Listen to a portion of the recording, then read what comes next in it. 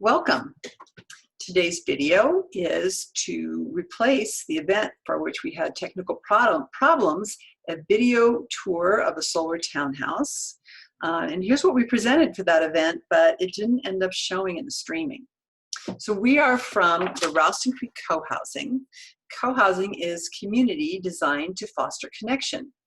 We'll have physical spaces that allow neighbors to easily interact with one another, just with outside of our private homes. And we'll have common spaces, including kitchen, dining room, maybe gardens to bring people together. And we'll have collaborative decision-making structures to help build relationships as well. We are a co-housing community in formation in Arvada, Colorado. We have property, which you can see, it's going to be right here. It's part of a larger community, the Geos neighborhood. We have 9 full members and 8 explorer members, and we are on the verge of contracting architectural drawings and getting a construction loan. And it's going to be built right here. We're very excited about it. In this video, you'll get a taste of what a 1-bedroom unit in our community might look like. So today we are your tour guides, Carl and myself. I am Tori Baker, and I live currently in the Geos neighborhood where the co-housing is located. I'm a nurse midwife, nursing instructor, and I do the online orientations for Ralston Creek with another founding member, Joan Barrett. And I'll let Carl introduce himself. I'm Carl Berg, and I'm a retired IT guy, and we've been working on this for last couple of years, and we think we're very close to getting ready to see a beginning to construction. So Ralston Creek Cohousing will develop the Gatehouse. It'll be a 3-story building of 1-floor flats with an underground parking area, and we'll have approximately 20 flats. It'll be located in Geos, a decarbonized neighborhood with solar and ground source heating. The neighborhood is underway now, with about 25 families already moved in to townhouses, single-family homes, and townhouses and single-family homes, and ultimately the Gatehouse. And they've been moving in for the last 3 years. I live now in this townhouse here. This house is already complete, and the people moved in just a couple days ago. And we're going to tour my townhouse, and we're going to point out the similarities to a 1-bedroom flat in Geos along the way. Okay. So the first video. So the goats are an important part of Geos. You may wonder why, but here I'm going to show you. So the goats are our lawnmowers, and they keep down the weeds in the area of Geos that is still under development. They're right across the street from the townhouse that we're going to show you today. And they're right, at the time we took this picture, they're right next door to where the Gatehouse will be. So you see we've got a couple of plant boxes and put up a sign, future home of Ralston Creek Cohousing. That's where the Gatehouse will be. This was at the earliest part of spring, so our plant boxes weren't really blooming yet. You should see them now, but I still went in for a close-up. And we're next to the Ralston Creek Trail. You can see that in the background. Somebody's walking along it.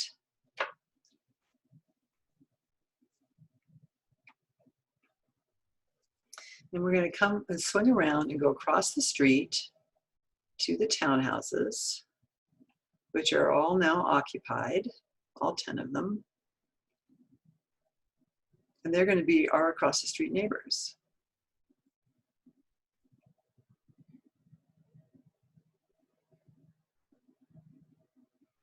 We're going to zoom in here to the townhouse we're visiting today, which is all solar.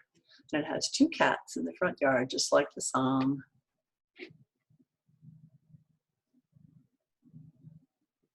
And a front door opened to welcome us in.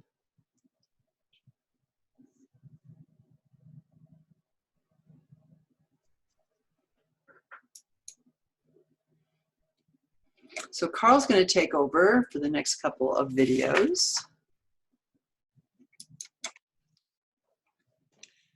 Here we are. We've gone inside Tori's townhouse, walked up to the 3rd floor, climbed the ladder. We're now on the roof.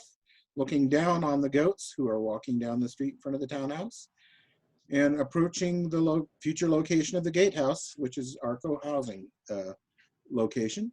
As we swing around, you're going to see the, and this will be about the corner of where the our Gatehouse will be built. Now we're about to see all of the power that Tori needs to heat her home in the winter, cool it in the summer, and occasionally recharge an electric car. These are the solar panels on the top of her townhouse. Across the alley to the west, you can see the rest of phase 1 of the Geos community that is either started or built out at this point, and our Gatehouse will probably be the last thing to complete phase 1 of Geos. Geos is going to extend all the way to that tree line you see in the distance, and this is going to be about the same view we will get from across the street, and you can see below us where the Gatehouse is going to sit, and it's going to be about this high. So this will be the view of the roof of the Gatehouse.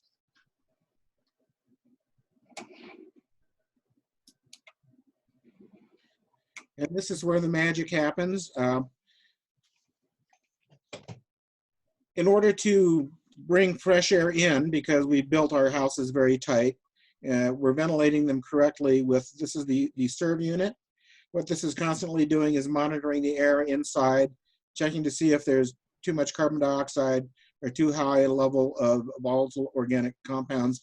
And this is where you can actually set those limits. The house is so tight, you would be actually a little bit dangerous to not have some special ventilation.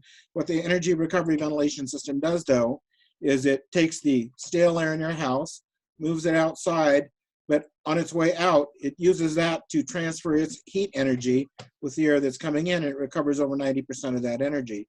So it costs almost nothing to ventilate your house in terms of heat loss. Here's the hot water heater, which is another heat pump. And that's not only very efficient, but it also cools the room it's in as it pumps heat from your apartment into the water for your shower. So if you want to have a wine cellar or a pantry, you can build that where the hot water heater is, and it'll actually keep it a little bit cooler than the rest of the house. And this is sort of the where we get this net zero magic happening.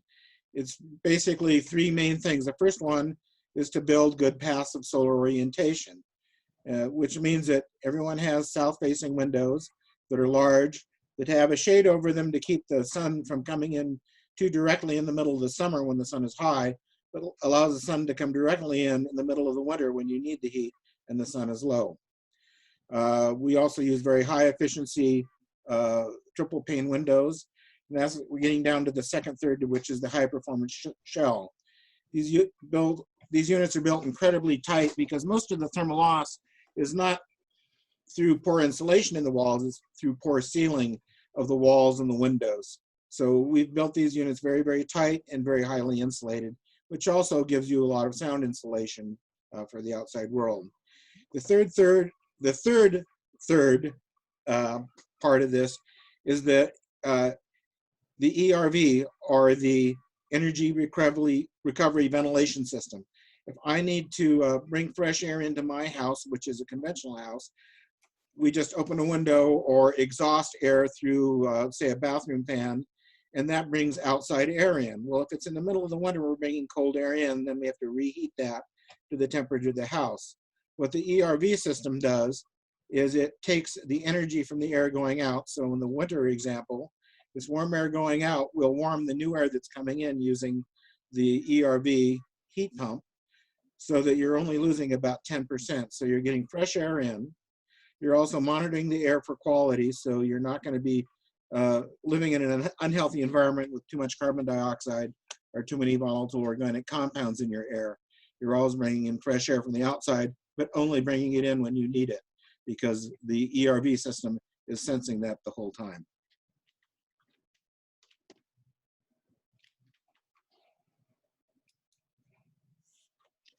And now we're back to our 750-foot second floor part of Tori's unit.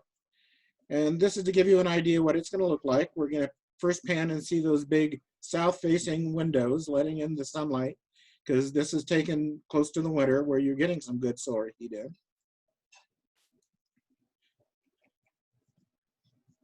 And this is going to be about the size of one of our smaller one-bedroom units in the Gatehouse. So this is about the size of our smaller units and what that would be like to live in this one floor of Torrey's townhouse.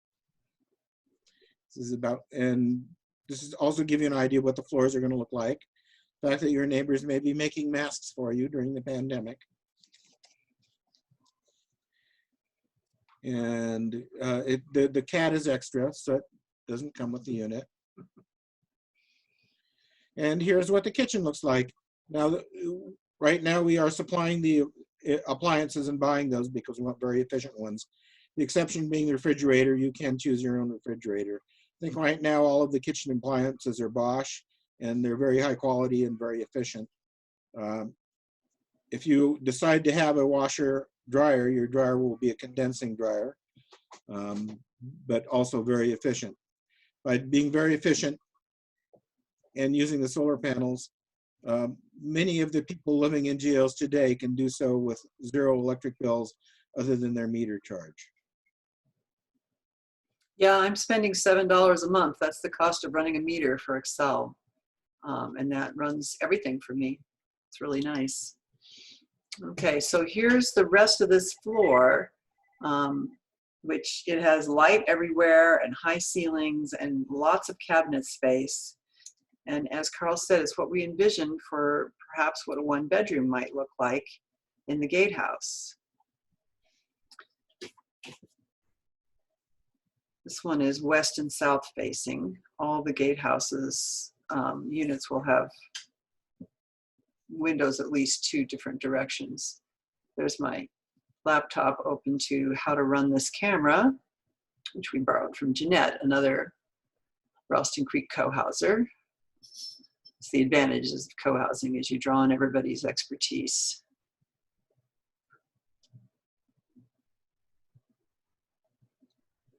These closets go all the way up to the ceiling. I think we'll probably do that in the Gatehouse too. We all like those closets. And it makes downsizing a little easier when you have lots of storage space for the things you haven't let go of yet. I found downsizing a whole lot easier than I thought, and I think right sizing is definitely the term. I'm finding this moving down was the right size for me. And here's another view of the unit from the other direction.